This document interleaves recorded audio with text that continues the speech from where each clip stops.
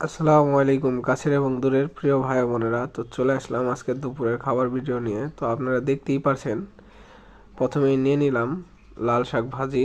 চিংড়ি মাছ দিয়ে লাল শাক সুন্দর করে রান্না করেছে, প্রথমে লাল শাক দিয়ে খেয়ে নিলাম। তারপর আছে বড়া, ডাল দিয়ে বড়া বানাইছে খুব সুন্দর করে, কালারটাও খুব ভালো আসছে। ডাল একটু ভেঙে তারপরে ভাত দিয়ে মাখিয়ে খেয়ে নিলাম, আপনারা দেখতেই পারতেছেন।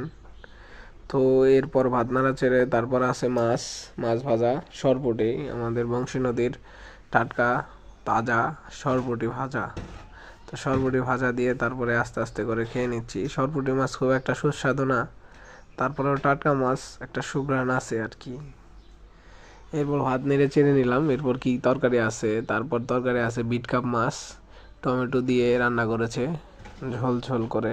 তো বিট কাপ মাছও খেতে খুব একটা সুস্বাদু না, কিন্তু ঝোলটা ভালোই হয়েছে, তরকারি মোটামুটি ভালোই হয়েছে, কিন্তু মাছ আমার কাছে বিট কাপ মাছ ভালো লাগে না। তো সব মিলে